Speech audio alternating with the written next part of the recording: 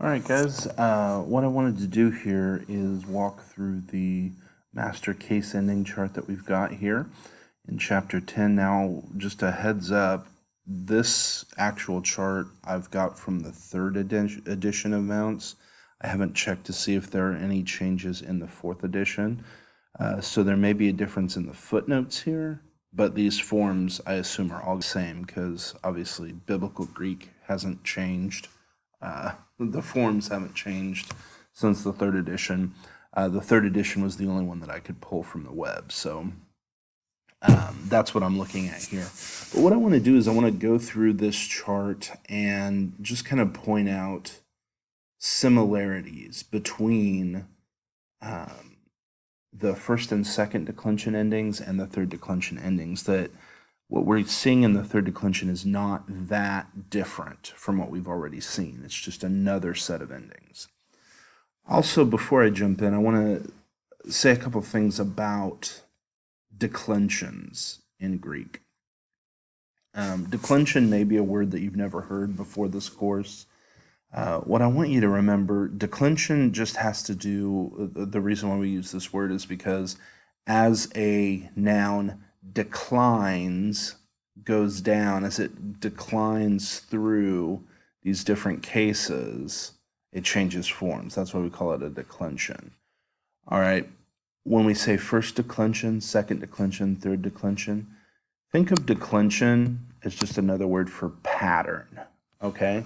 There are three patterns of endings that nouns follow in Greek. For the most part, the vast majority of feminine nouns follow the first declension, okay? So that's why when we see our first and second declension chart, feminine is the only one that has a 1. This is the only one in first declension, okay? Now, that doesn't mean that there aren't masculine first declension nouns. You may have wondered, well, why do we have a whole separate chart for third declension when first and second declension occur together? Well, that's because the vast majority of feminine nouns are first declension, and the vast majority of masculine nouns and neuter nouns are all second declension. There are second declension feminine nouns, but they're so rare that it's not worth including in the chart. And so instead of putting second declension feminine here, we've just stuck the first declension feminine right here. That's why this is a 2-1-2 chart. Second declension, first declension, second declension. Another way to think about that is just pattern. First pattern or pattern 1 nouns, pattern 2 nouns, and pattern 3 nouns. All right. You can see why the masculine and the neuter are both second declension, because even though there are some differences, for example, in the nominative singular, the masculine is always sigma as the ending. The neuter, here we have new, but also there are some where there is no ending, where there would just be a dash here. All right, but other than that, you can see a lot of similarity between masculine and neuter in second declension. That's why they're grouped into the same declension, because there are very few differences. There's one here, there's one here, there's one here. That's it, okay? So there's only 3 differences between neuter and masculine. Now, you might say, well, there's only so many differences between feminine as well. And you'd be right. But look at how similar all of these endings are. And this is with 2 different declensions, all right? So here, just the way I remember the basic singular pattern is I just say suin, sin, newen, okay? And neuter is the newen. So suin, sin, newen. And right there I've got all the endings for the singular of our 2-1-2 chart.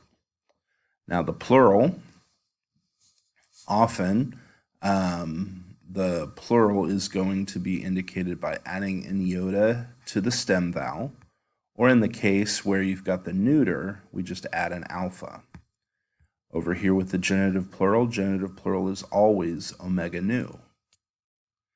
Dative plural, Up here, dative singular, we always add an iota.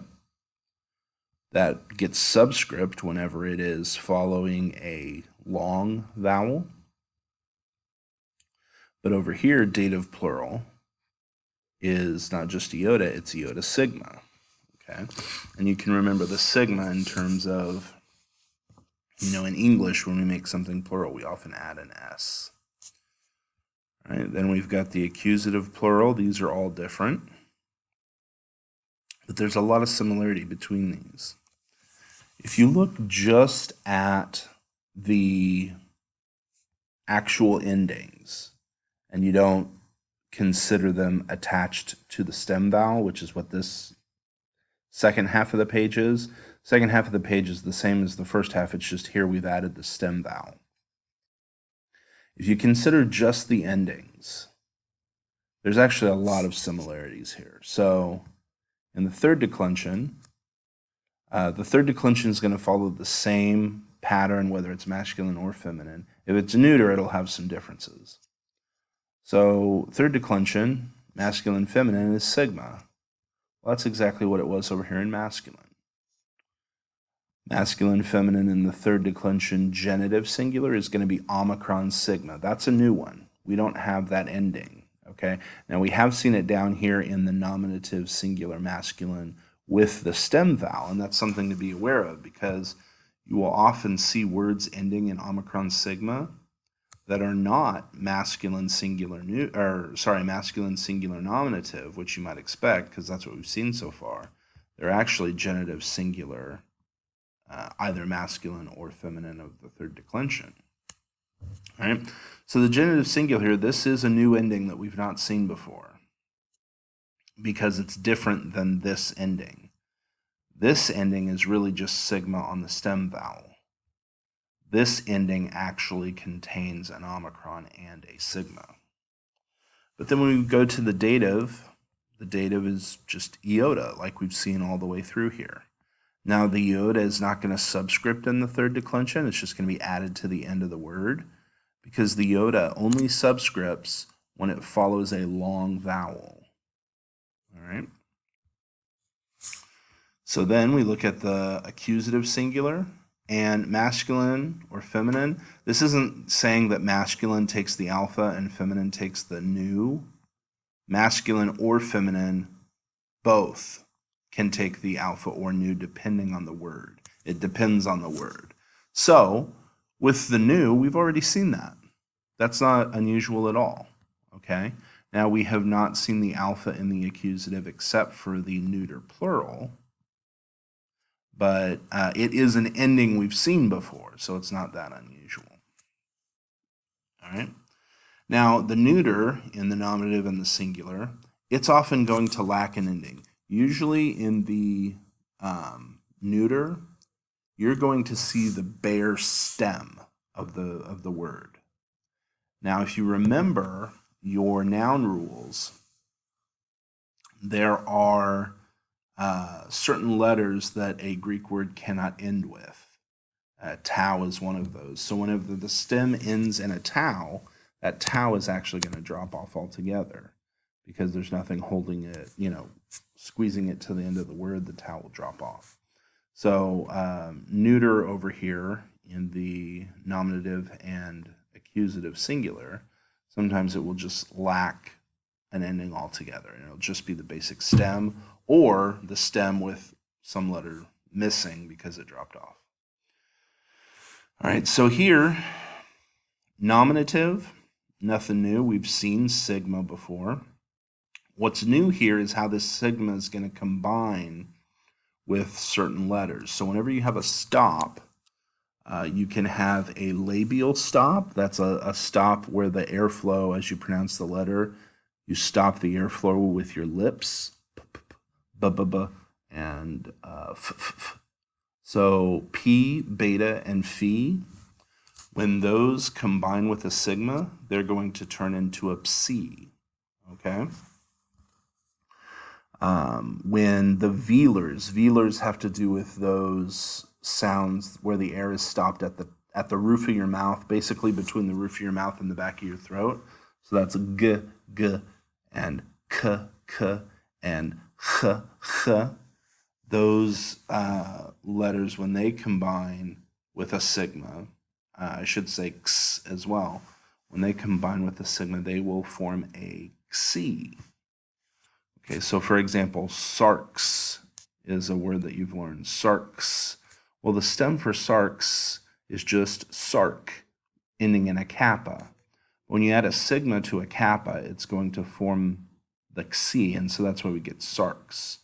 That's also why the genitive is sark-os.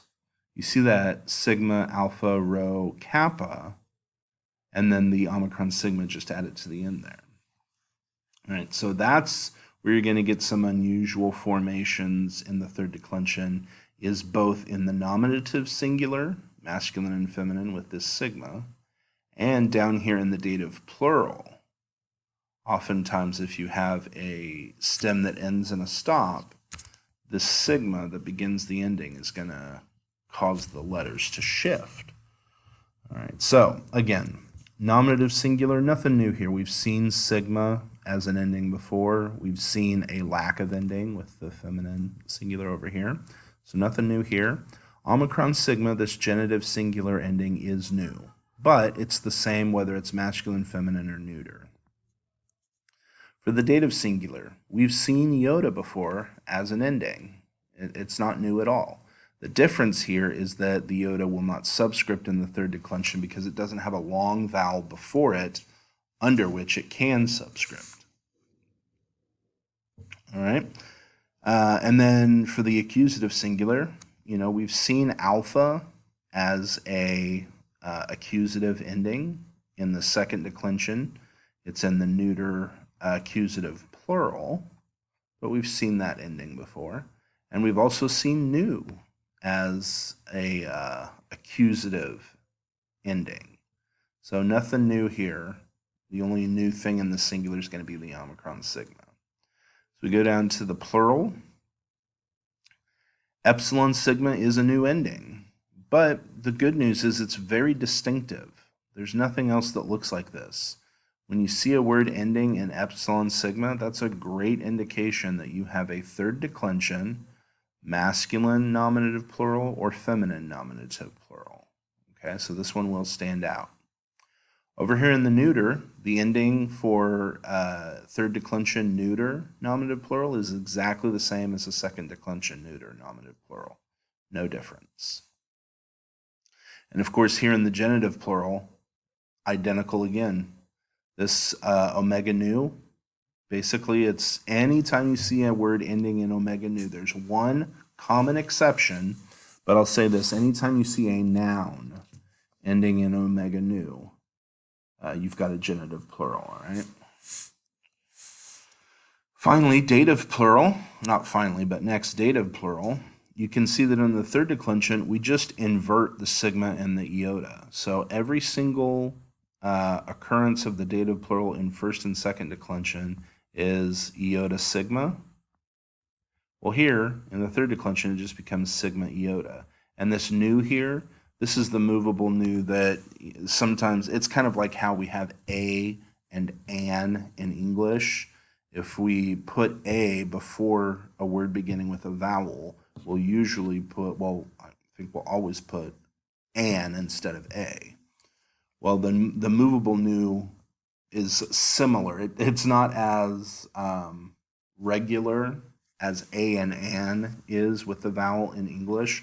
Sometimes you'll see a nu here and the next word begins with a consonant. There's no consistency really to this, but just know that sometimes a nu will appear. And the fact that it's movable just means it might be there, it might not. It's kind of unpredictable. Grammar rules in the ancient world were nothing like we have today. There's a lot of spelling variation. So it's not standardized the way that grammar is standardized in English today. So again, not really new here in dative plural. It's what we've seen, it's just flipped. It's sigma iota instead of iota sigma. All right, and then looking at the third declension accusative plural for the masculine feminine, it's the same as, it looks the same, I should say, as it did for the feminine accusative plural, which is down here, that alpha sigma. So we've already seen alpha sigma as an accusative plural ending. So this isn't a new one. It's just telling you that masculine words will also, in the third declension, have that alpha sigma ending. And then, of course, in the neuter of the third declension, the nominative plural and the accusative plural, they're identical to the second declension. Okay, so there's a lot of consistency here. There's not as much difference between third declension endings and first and second declension endings as you might think up front. When you put the stem vowels on these endings, all of a sudden they do look a little bit different. But they're really not that different. You know, here, this line, the dative singular, looks like there's a lot of differences here. When you just look at the actual case ending itself, see, there's no difference at all. It's all the same. The difference occurs because of the letter that precedes that ending. All right. Same for accusative singular. You know, it's pretty consistent all the way through. It looks different here, but that's just the letter before that's changing. And then, you know, genitive plural is always omega nu. And, you know, dative plural looks like it changes, but it doesn't really. When it goes from second declension or first declension to third declension, it just inverts, okay? It's just, instead of is, so ois, ice, ois, becomes si. All right, and again, accusative singular, we've seen that. Sorry, accusative plural with the alpha sigma, we've seen that before. So I just wanted to take a few minutes to walk through here and point out that there are not as many new endings as you might think in the third declension. And good news, this is the last declension that you need to worry about, okay? There's no fourth declension in Greek. There are several variations on each of these declensions.